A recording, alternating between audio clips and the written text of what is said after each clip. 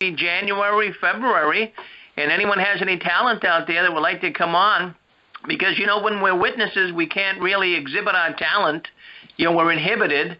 But anyone that has talent and they'd like to get shown here on the Six Screens Video Suite, boy, we could have a great program. So by all means, stay tuned for that, and Josh will give you more information about it, I'm sure. Yeah, and when you first approached me about that project, I had told her about it, and within 20 minutes, she got on her guitar, and she came up with a song off the top of her head, and she emailed it to me. Well, there you go. We got about a dozen people already that are lined up for it, and then we're going to have people kind of give their thoughts on it, voting on it from the different Facebook groups. I think it's going to be a fun program. Right, and it's not just music. We're going to have poetry. We're going to have art.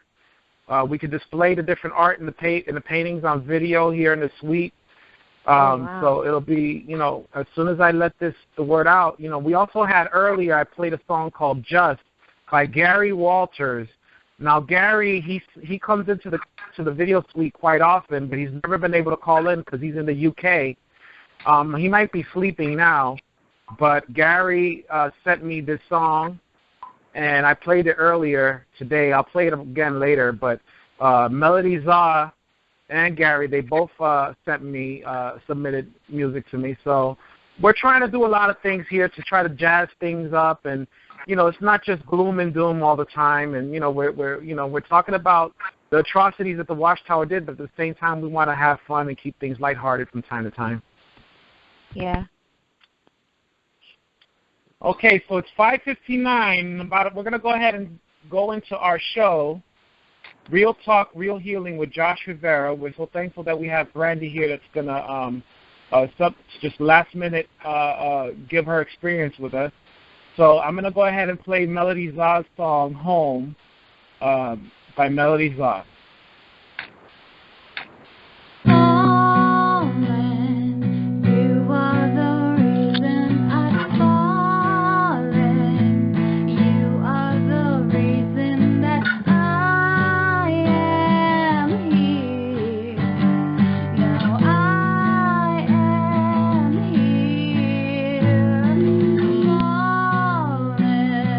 You are the reason I'm calling.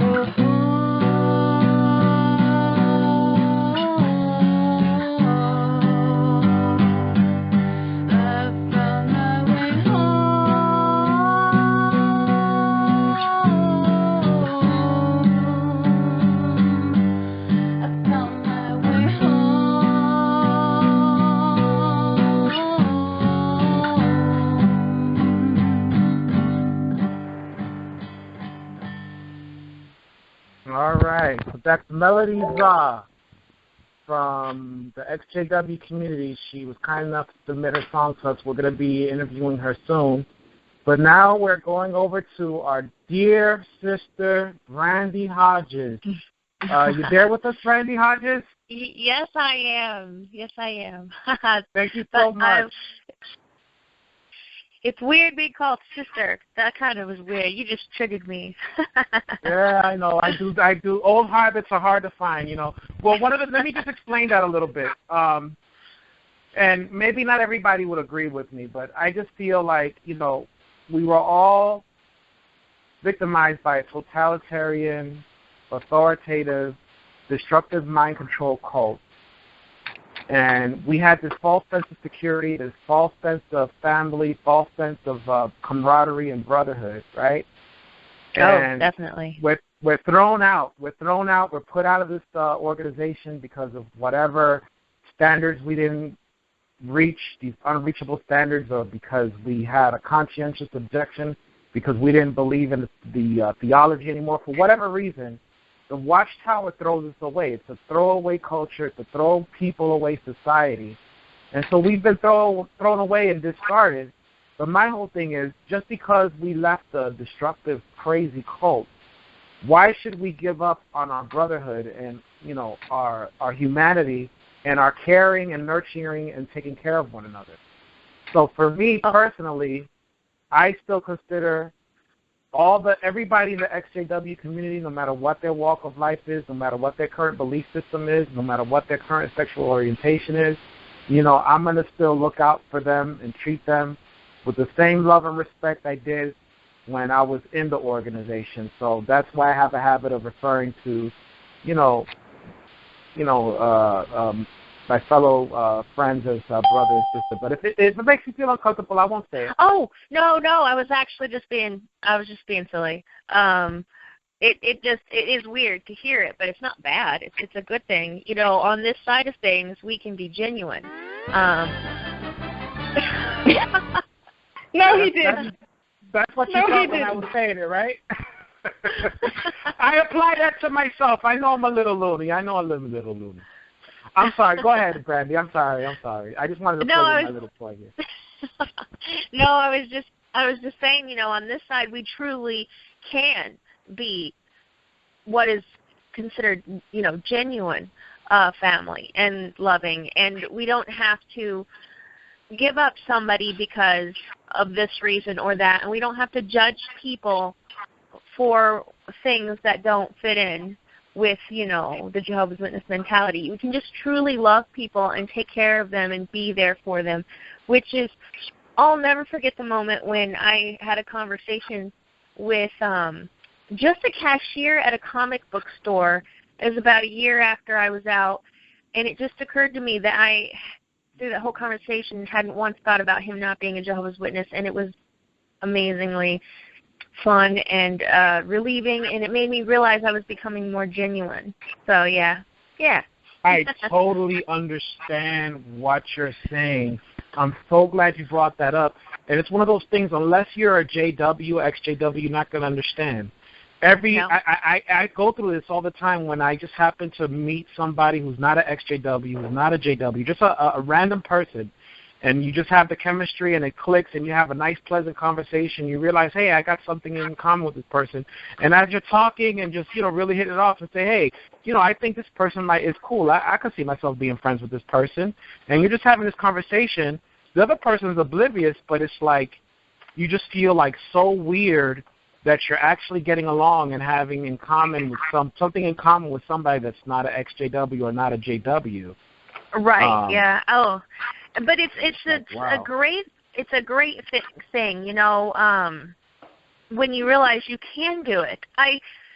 It's so freeing, and it's funny how I think they imagine that they are this, you know, I know they imagine that they are this loving, open-armed group of people, when really, you know, it's quite the opposite. So, absolutely. And, you know, I want to really thank you so much for all your kind posts and the ways that you've helped me. You were one of the first people I made friends with when I left the cult a few months ago. And Aw. you and Mama Alexis, you know, she's been, you know, you guys. Well, tell people about the group that you were admin that you kind of brought me into. Oh, the the art group? Yeah. Yeah. Oh my goodness, that's growing, and I'm so busy. I am a little bit neglectful of that group, but it's arts and hobbies, and basically, you know, anything that you can do and that you feel you do well or that you enjoy doing and you want to show and share.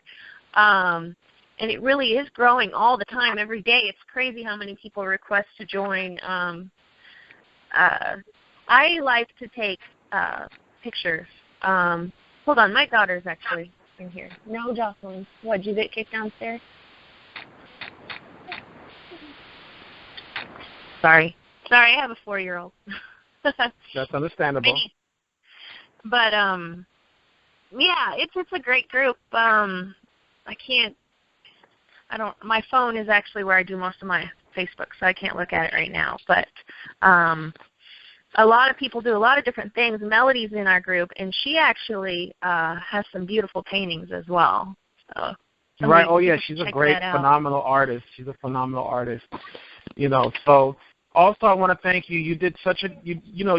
We had brief interaction in person, but you and everybody at Jim Sparlock's barbecue over the summer was really welcoming. Wasn't that a great time that we had? Hello? Hello. Is everybody there? Can you guys hear us? I can. Okay. I think we lost her temporarily, so we'll go ahead and I'll go ahead and see if she could call back in. Just bear with us. I know she's on a cell phone, so hopefully she'll dial back in. Happens with things like this, especially with folks calling in on cell phones. Oh yeah. And I'm really hoping she calls back in because she has a very interesting story. We were just about to get into her story. I want to know more about the art. I want to know more about the art display or the site. What site is this where you can go on?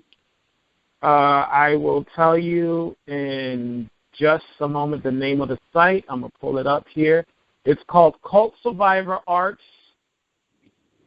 Crafts, Can you post that? I'll go ahead and paste it on the Cult Free Network website. Facebook group. I'll paste the link right now. It's called Cult Survivor. I just pasted it on the. Okay, I just pasted it just now on JW Cult Free Network. Okay, she's trying to call back. Just stay with us here.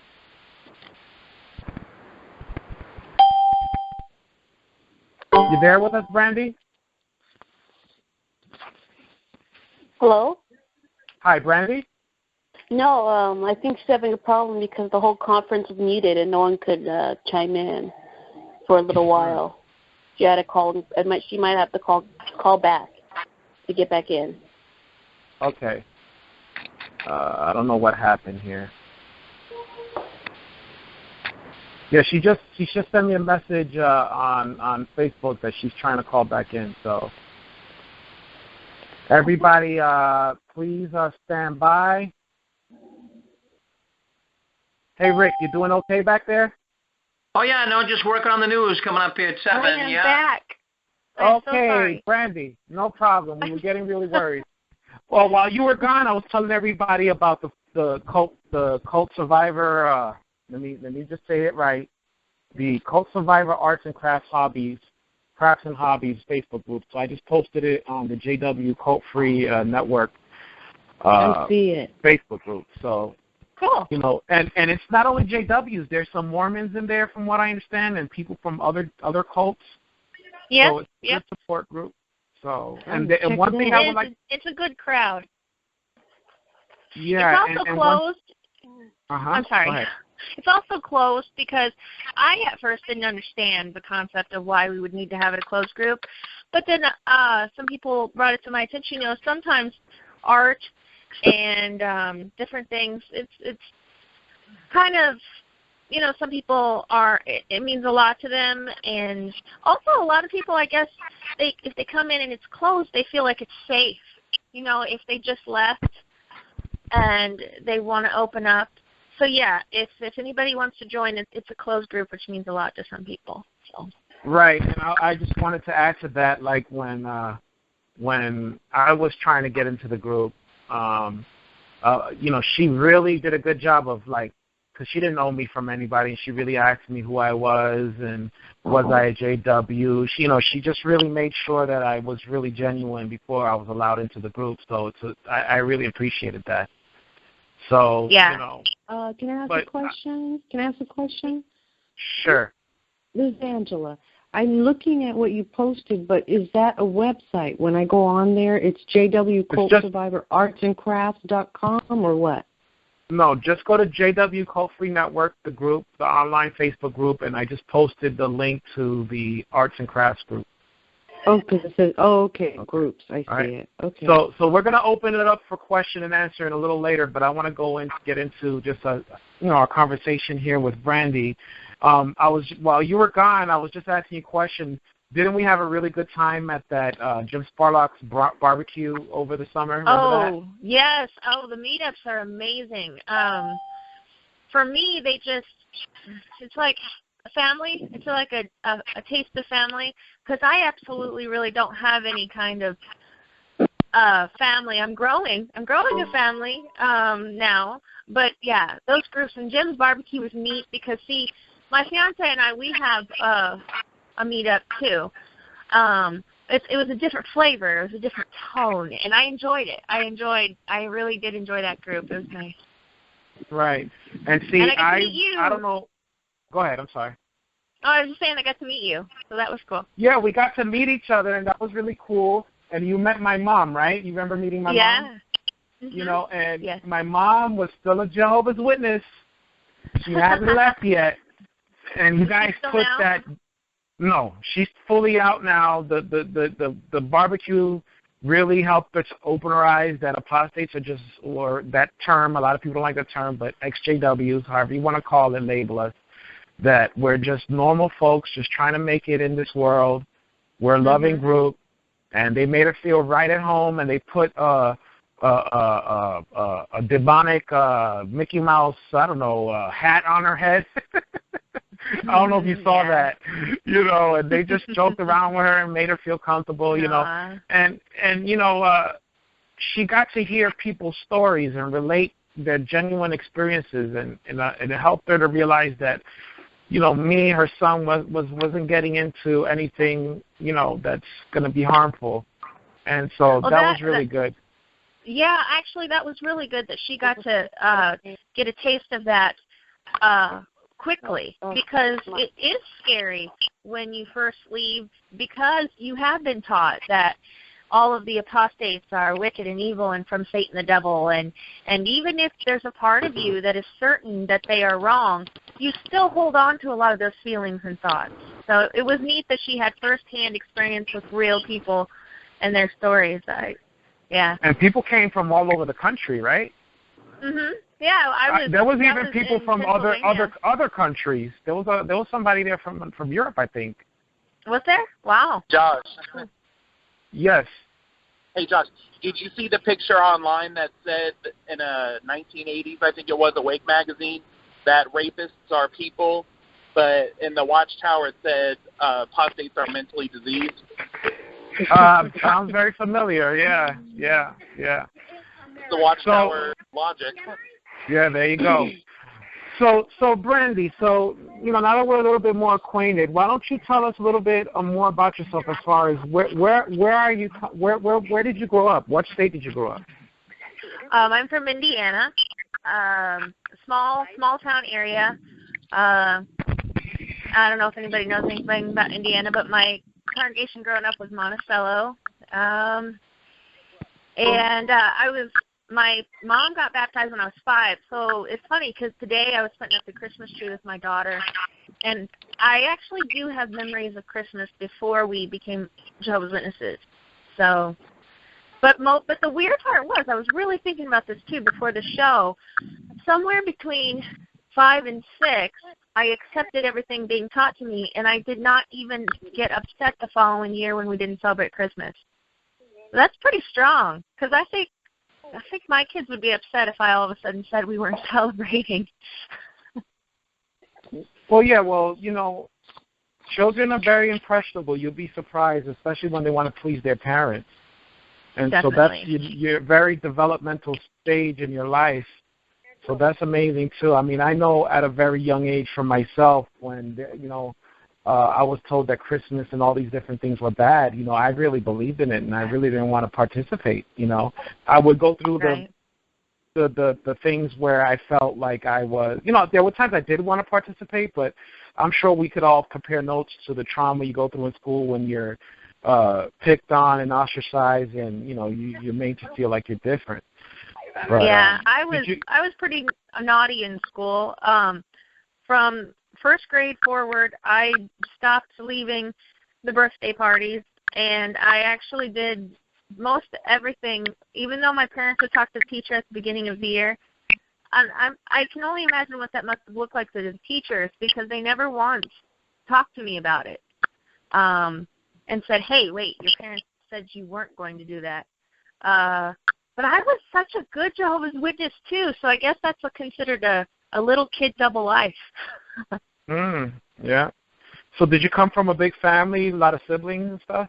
No, I had one. I have had. Isn't it funny? You talk like they're gone. I have a brother. He's 4 years younger than me, and it was just me and my mom and dad and brother. So you and your mom and dad and brother go on. So you from the time of 5 years old, you were raised in the organization. So that's almost like you were born in, I would imagine, right?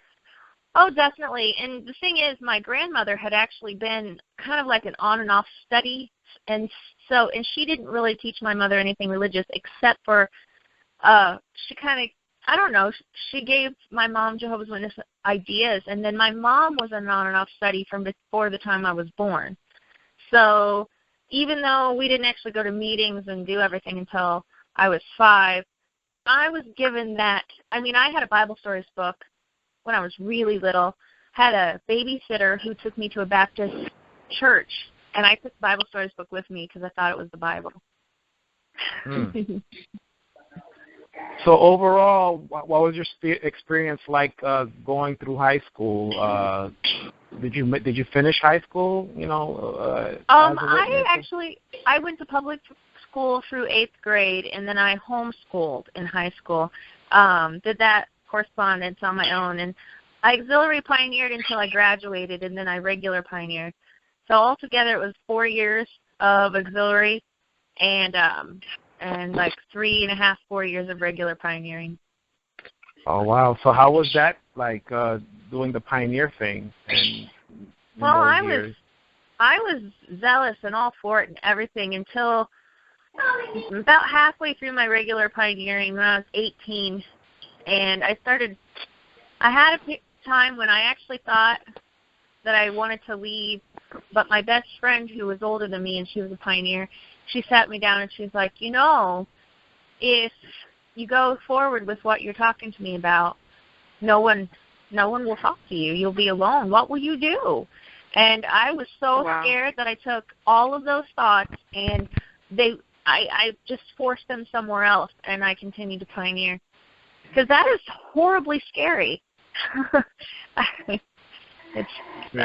And at 18, you're on the verge of being an adult. That's scary in itself. And then the thought of anybody who you ever knew not talking to you, it's like standing on a cliff and saying, well, it's not worth it. So wow. That would have been about 98. So around 98. So that, now you say that you were having were having thoughts of possibly leaving, possibly exiting the organization. I mean, pioneered for quite a while. I would imagine not all of it was bad. Before we get into what made you kind of change your mind, what were the things that drew you into wanting to be a pioneer and wanting to be zealous like this? Oh, a pioneer? Oh, goodness. Well, I was, like you said, you want to please your parents. So I was a good girl. And so when I was 10, my, goal, because you have to have goals, that's a big deal, was to be a missionary. So the only problem with that is the older you get, you're supposed to have sisters. You have to look for a spouse who wants to pioneer and go to Gilead too, and that just, that never worked for me. So no, it was great, because when you're young and that's what you're brought up with and you believe it and that's your world, you do. But from that time what happened to me was I had been working with the public and, with worldly fellow employees for a couple of years, and my big thing was I didn't think they were that bad, and I was 18 and I liked somebody and blah blah blah, and but just having that doubt, it's like a rip in the fabric. And from that moment on, I started noticing things like when you're out in the ministry, I started thinking things like, oh, gosh, we're kind of annoying.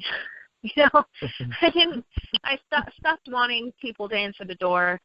I started seeing lots of things that I didn't like, but you know what you do with those thoughts? You put them somewhere because Satan's making you think them. So you you sweep them into the corner under the rug of your mind. One of the things I remember when I was in pioneer school was the circuit overseer was giving his, his little, I don't know when they're teaching you, whatever you want to call it. It's not really a talk at pioneer school. Anyway, one time he goes, now, if you were walking along the street and you were walking by your brother's house and you saw that he was growing marijuana, what would you do? Well, back then, I thought lots of different thoughts. I was a really good girl, so I thought, well, let's see, marijuana's illegal.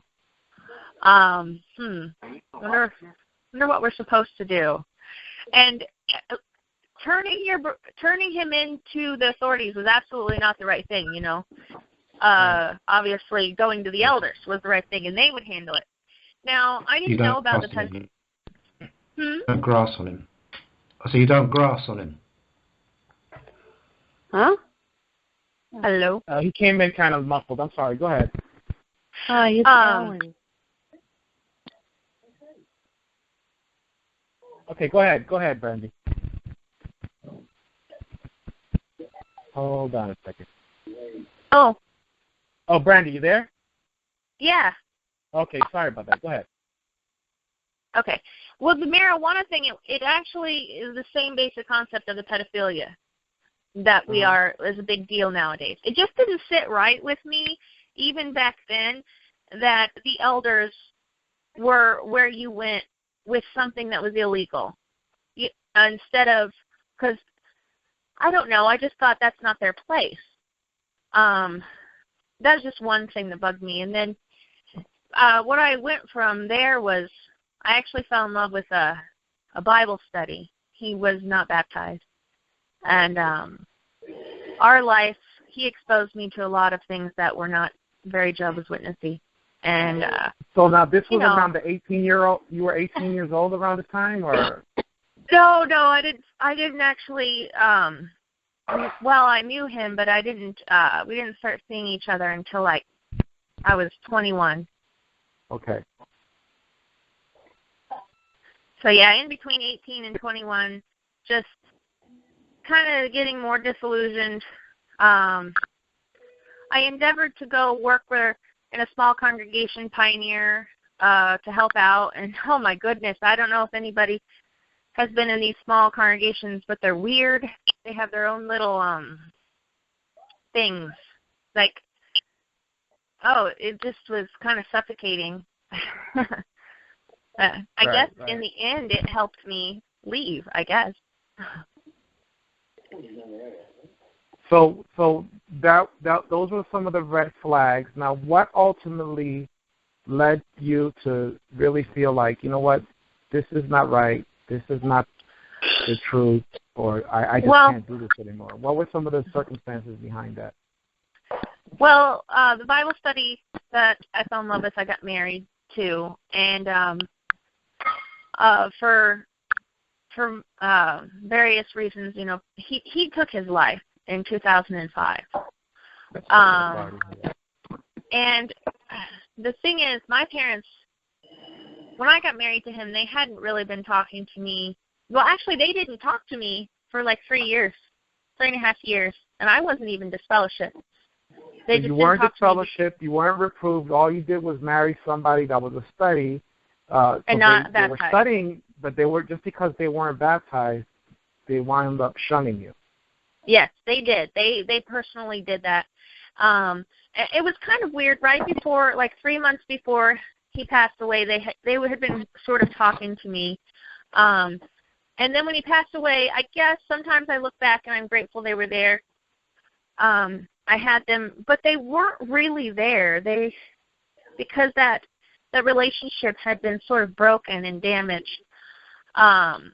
It's really hard to come in and comfort someone who just lost their husband to suicide after a broken, you know, relationship. And then the Jehovah's Witnesses, all they did to me was basically anytime that I was seen with his worldly family, they would tell on me. I got taken to the back and counseled for being with his family. But then, so I actually paid attention to the brothers, and I didn't cut his family off. I just, you know, spent less time with them. And but the Jehovah's Witnesses weren't there to take up that space, and I was alone. I was so alone that to even like actually remember it is pretty harsh. And I went. The final thing for me was I was 25, and sometimes it's a bit embarrassing to talk about this, but I had been married, and, you know, I had a physical relationship with someone for 4 years. So it was very weird when I started needing intimacy again. Because as a Jehovah's Witness, you have to get married for that. Right. And I was just in this weird place. I didn't know what to do, and I most certainly did not even want to be in a relationship because it was like 6 months after he passed, or I don't know. So I also, the other thing was I had a bottle of sleeping pills. I actually didn't want to commit suicide or anything, but I had stared at them and just thought about how nice it would be not to wake up. And those two things really bothered me. You know, I didn't know what to do with them. So I went to an elder, and he read me one scripture, and he basically said, Brandy, you know what you need to do, and said goodbye. But I was in need of so much. He read you one scripture and said, you know what to do, and left. That was his shepherding. Yeah, and that was it. And so I got back in the car, and I was just like, I didn't even know what to think. I didn't even know what was right and what was wrong. I just knew that in order to survive, Brandy needed people. And it was about a half an hour from where I was to my house. In between leaving him and getting to my house, I had made the decision to never go back. Never. Never, never. I was done. It was over, and I was going to reach out to people that would have me. So that was it. That was the end. I ended up getting disfellowship, though, because I got pregnant about 8 months later. But you were already mentally gone. You know, you already made the disconnect by then, right? Oh, yeah. Yeah, it was my decision. You know, it's funny, though, because as you're recovering, or, you know, not everything's clear. And for a few years, I was just like, yeah, I got disfellowship, that's why I'm out. And one day, it occurred to me, I remembered what happened, you know, with that elder, and that I made the decision not to go back. And I took that, and I said, you know what, I'm the one who decided not to be a Jehovah's Witness. And from that point on, that was a big deal to me, remembering that I was the one who said, no, you're not going to do this to me. And actually it was interesting because after I left that brother, there's no phone calls. There's no nothing. I did have one sister, and it's funny because she was the sister that everybody kind of glanced at and judged, I had that sister come by twice. She's a special person. But when I got pregnant and my parents found out, they turned me into the elders, that's when I started getting phone calls. And I wrote him a letter, and I said, no, please leave me alone. No, I said, if you had cared about me before you wanted to get me in trouble, you might have had me, but no, leave me alone. So that was it. That was how I made my exit. Oh my God! It's where do I begin? It is just so ironic. You hear all this stuff about how they're hiding place for the wind, that they will, spread their anointing oil over your head and console the depressed souls, and look after the fatherless boys. And it's like when you really need help, when you're hurting, let's not make light of this. Did you have kids at the time already? Oh no, you got pregnant afterwards, right? Yeah, you were married. You were married, and you lost your husband to suicide. And I've heard this story in the group. I mean, it's like, the circumstances as to why he felt he needed to take his life. I mean, from what I understand, he was a wonderful human being. Oh, he was. Yeah,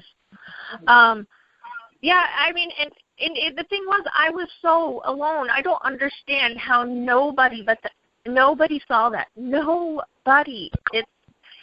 And like you said, they say, oh, we're the most loving group, and you're going to be taken care of. But I was just me. After he passed away, it was just me. I went from a house full of 7 people because we had his 4 kids, his brother, and he and I, to just me. So that's a very traumatic thing. Leaving the Jehovah's Witnesses was really self-preservation. Because and because I was working overnight at a warehouse, and the day I decided not to go back, I started talking to the people that I worked with, and it's like they had been waiting on me to actually, open up to them, because I got invited over to homes, and, I mean, people, there's a lot of icky in this world, there's a lot of bad in this world, but ultimately I still believe in humans. I have faith in the human, humanity. The human race, yeah, I do. Right.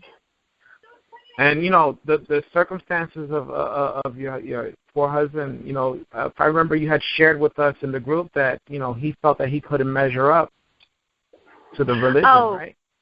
Well, yeah. He actually had been studying since he was 16, and he passed away at 32. He was unable to do a lot of things. Like he couldn't cut off his family.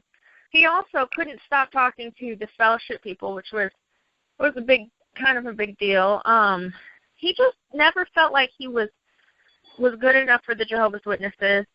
I mean, he constantly, judged himself when really he was a beautiful person, an amazing person, one of the most generous, loving, hospitable people that I knew, ever. Still haven't met someone who quite matches him in those areas. But right at the very end, we had this new elder move to this congregation, and he just is one of those people that every time he looked at you, it was like he was, I'm judging. And he just made him feel horrible. Joe worked 12-hour shifts, and he would go to the meetings, but it would be hard for him to get completely, dressed up and everything. I've been through that too. Yep, I know what that is. But he would still go, and what I didn't understand was, if I'd worked a 12-hour shift, I'm not even sure if I'd make it. But he would go, and yet he's like, you need to start wearing your suits, and it just, little things like that made him feel so crappy. And since he really believed that they were right, that got him bad. I mean, it'd be one thing if they told us these things and we just roll our eyes and say whatever.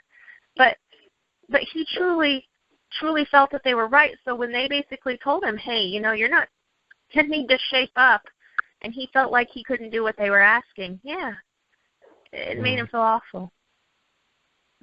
So fast forward, they go ahead and disfellowship you. I mean, you weren't even around to hear them announce the name or nothing like that. You were just.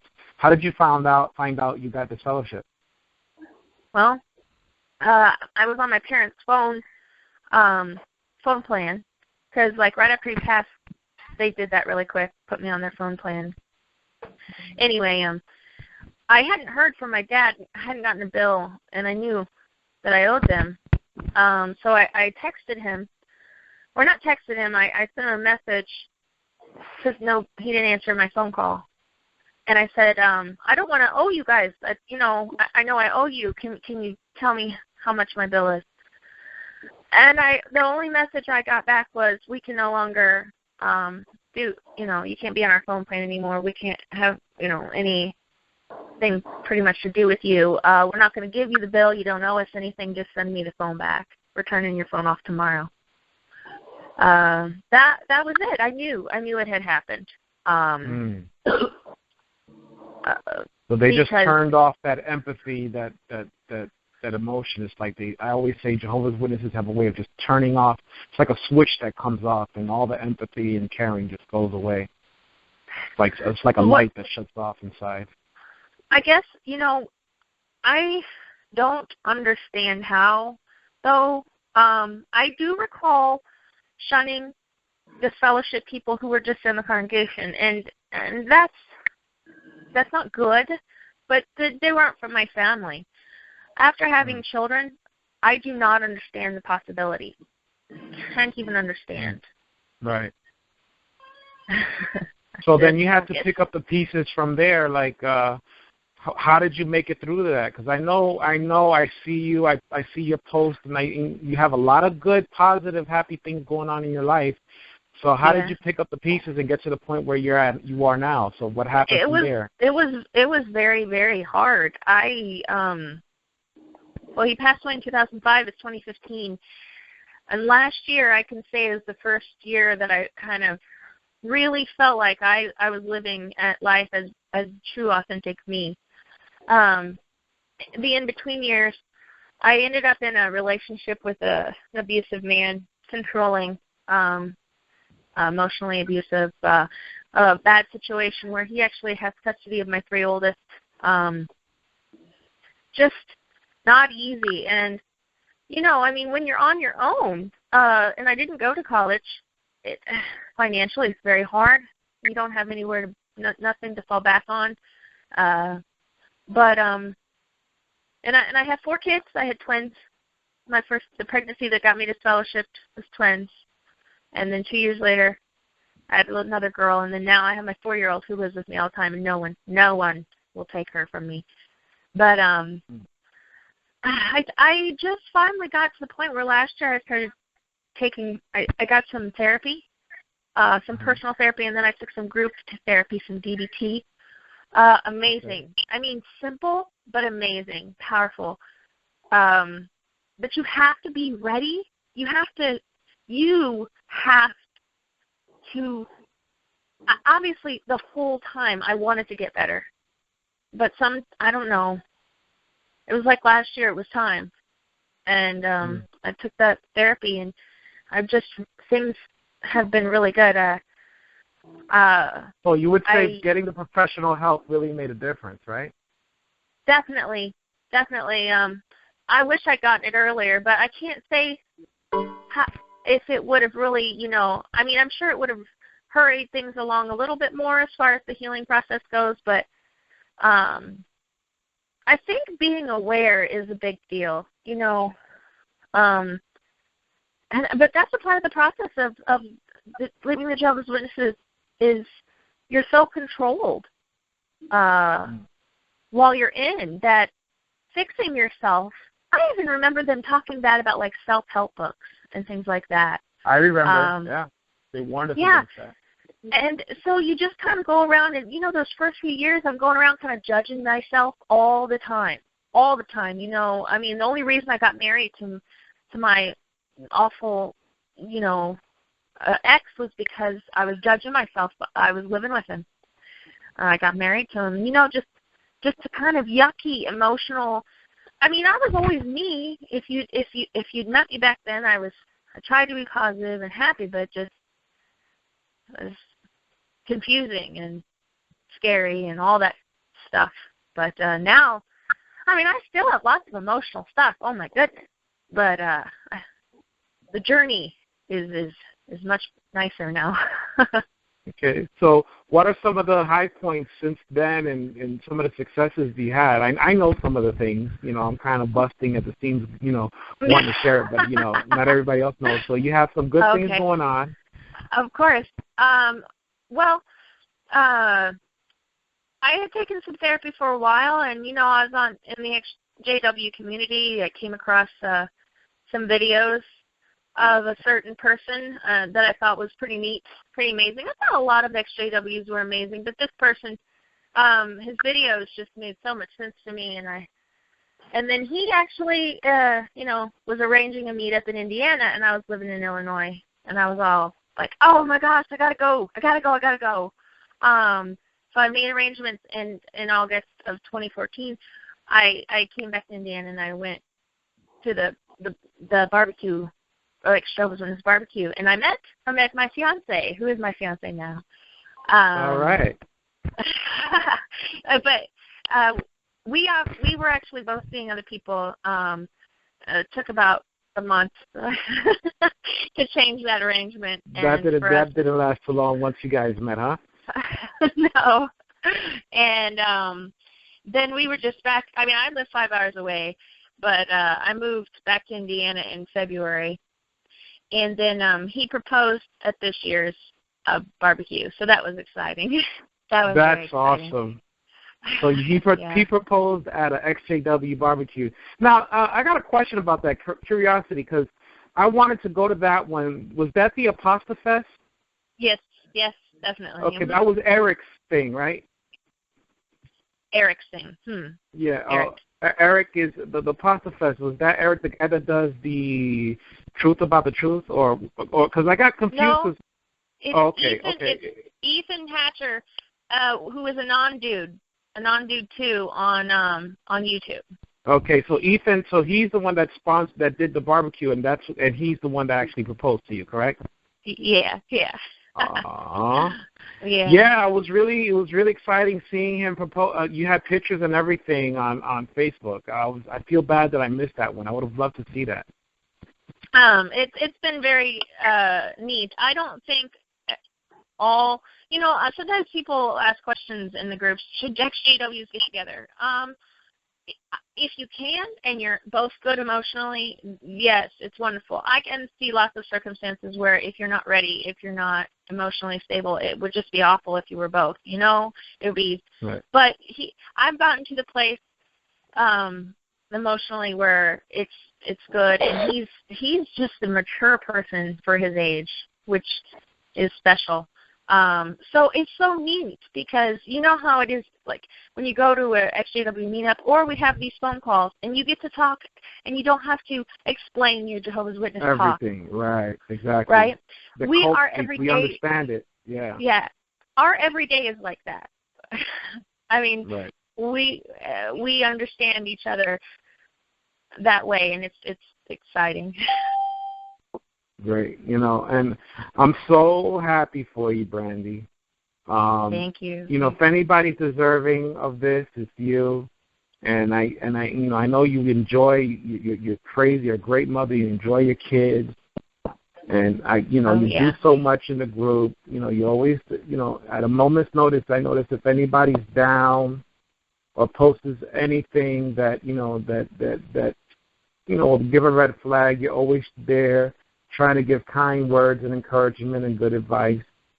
And, well, Probably about 2011, 2012, I actually got away from the groups for a while because I kind of felt like I needed to not be an ex-Jehovah's Witness for a while. Mm-hmm. Right. And I think everybody hits that, and it's good. You need to, because you need to just kind of be in the world we live in. Right. And you need to be a part of it. But I came back because somebody got a hold of me on Facebook that had been on the original board when I first left, because Facebook wasn't really big, and I didn't know about the MySpace groups at all that were ex-Jehovah's Witness. I was on a board anyway. One of those people got a hold of me, and it all of the feelings for the ex-Jehovah's Witnesses who helped me kind of rushed back to me in the gratefulness, and so I went back to the groups because at that point I felt like I was in that position that other people had been in for me, to listen and understand and be there. So, yeah, I don't think I'm ever going to go away again. I think. Okay, well, we need you. We want you here. We need you. And we're glad to have you. I don't know how long have you been following me online or anything, but I was really a total wreck when I first met. Oh, my gosh, I worried about you. I did your videos and everything. You started out with your mask, so you were around from back then. Oh, mm-hmm. Wow. So you were there from the beginning. So you've seen me in my really crazy freak-out moments, right? Oh, and you were taking so many videos, and sometimes you were, I think sometimes you were even crying. And I was so glad to see you get to a more stable place. Because from far away, there's sometimes very little that you can do for a person. But and then when I saw you at the barbecue, I was like, "Yay! That is so. I'm so glad." Yeah. I think the barbecue was a big turning point for me. I was when I went to that barbecue, I felt like I was in the island to myself. It kind and it was weird. I was at the barbecue, and there were people that knew me. They're like, "Oh, you're so-and-so from the group." Then I started seeing all these other activists there, like Dan Mara. I made a total fool out of myself. When I saw Dan Mara, oh, my goodness, I jumped. Because I went to the get-together the night before, and I saw her. Oh, it was neat to meet her. Oh, yeah. Oh, man, I flew across, like, all these tables and chairs and fell down and hugged her, and I was crying. I was like, "I love you so much. I love you." And she's like, "I love you, too." She had no idea who I was. I attacked her, and then I told her how much her videos have helped me, how much her videos scared the hell out of me. Because remember I saw her. She was one of the first videos I saw where I started learning about Johannes Grieber and the translation of the new, the spiritism and all this kind of stuff. Mm-hmm. And, it was just so cool seeing her and sitting next to her. Yeah. And I enjoyed her, too, at that barbecue because she was kind of somebody I'd looked forward to meeting for a long, long time as well. Definitely. Right. So, and then I Ruben. got to meet Ruben Ortiz. Ruben, yeah. He is so awesome. I love him. He's like my brother now. I feel, really, this ex-Jehovah's Witness community is amazing. Right. Ruben and then his girlfriend, Omnaris, I'm really close to her. Alexis, and seriously, yeah, Alexis, she sends me care packages from time to time. Oh, she's amazing. She is so wonderful. And she is so funny, and I love her to death. So for everybody that's listening, if you can, the online community is great. But I'm trying to really promote people to take the initiative. If there's not a meetup in their area, to go to meetups.com, start a meetup, start a group. You don't have to it doesn't have to be a big deal. It could be just meeting up at a restaurant, a coffee house, and just being there, being a nice support for each other. So, I'm so glad I met you. Yes, I'm glad I met you. Definitely. And I'm really looking forward to, like I said, I'm a newbie still. I'm trying to do as much as I can with my activism, but I'm really looking forward to making further connections with people, online and in person, and helping to meet. I've met so many. I don't know if you've heard any of my interviews, Brandy, but I've met some fascinating people. Have you? Fascinating. Yeah, I people haven't. from all walks of life. Until recently, my weekends have been so busy, so this is the last time you asked me or we talked about it, I couldn't. So when you asked me today to be on here, I was like, yay, I'm free. Bro, and I'm so thankful because I already had one person cancel out on the show that I was supposed to do at 3 o'clock, a news show, so I had to play a pre-recorded show, and then I got another cancellation, and I'm like, oh, my goodness. You know, I was like, I hope this is my second weekend of trying to broadcast and help Rick out as well. And, you know, I was so afraid that I was going to, you know, crash and burn. But you came in and last minute and really saved me. I thought I was going to have one of those, you know. I thought I was going to have one of those moments today, but thankfully you didn't disappoint. So we got a few more minutes left. At this time I want to open it up. You know, usually what we do towards the end of the interview, we kind of open it up to see if anybody would like to just say hello to you and show their support. And if they have any questions, now's the time. If you're on the 6 screens and you want to unmute yourself, press *1 if you want to say hi to Brandy. If you're on Cult Free Network, just go ahead and say hi to Brandy. And if you have any questions, now's the time to speak up. Go ahead. Hi, Brandy. This is Deborah. Lady Lynch. Hi, Deborah? Yeah, Listen. How you doing, girl? Listen, you should share the part of your love story with your first husband, not to discount your current fiance, because he sounds like a good guy too, and he's on my friend list. But when you shared a portion of that love story, I kept saying, oh, I want to hear the rest, because I knew there was more to it. Let me tell you something. That's a true love story. Yeah, and don't let anybody... Don't let any of these JWs make it look or feel dirty in any way possible. You're the second person that I know on Facebook who has overcome a genuine love story. And those are the kind of things that we need to hear because, you know, some of us weren't as successful in finding our soulmate. But when we do run into it, it just tells us that, hey, it's possible.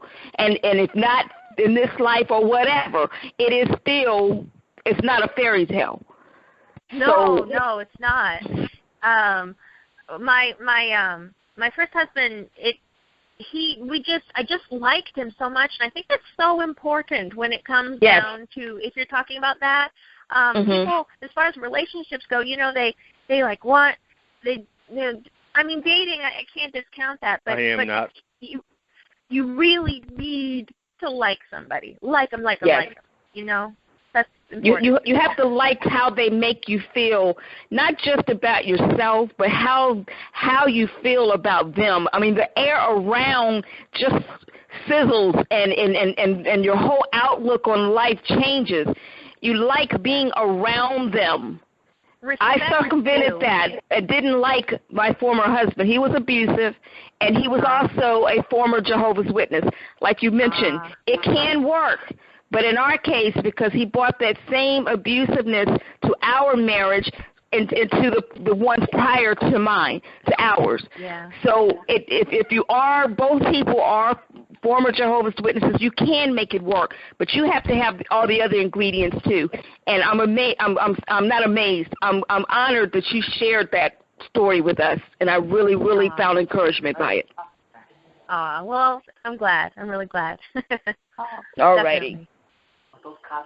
All right. Anybody else would like to say hi to Brandy? Brandy, give us some support. She's able to share with us. Let her know how much we appreciate her. Or if you have any questions, please speak up now. Go ahead.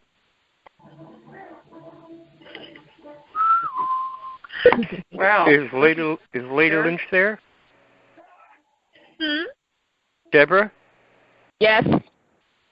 I'm here. Do you know who this is? Is this Gary?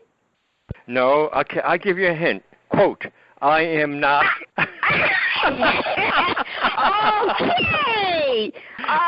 Well, thank you for not being. I know. Bad. And thank you for. Thank you for the laugh. I was not expecting that. You caught me off guard, and that's hard for anybody to do. Okay. You take care. Okay, you too, Bye-bye. John. Bye-bye. Oh, there you go again, Josh. That's all, folks. Oh, God.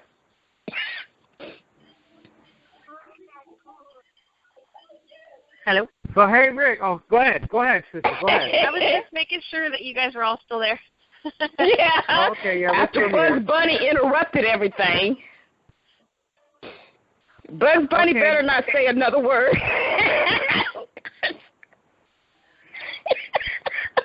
So, Brandy, what do you think about our little group thing we do here? We do this every week, and we try to get out there. This is our way of doing activism. We hope that you don't become a stranger and you call in again and just participate and listen up.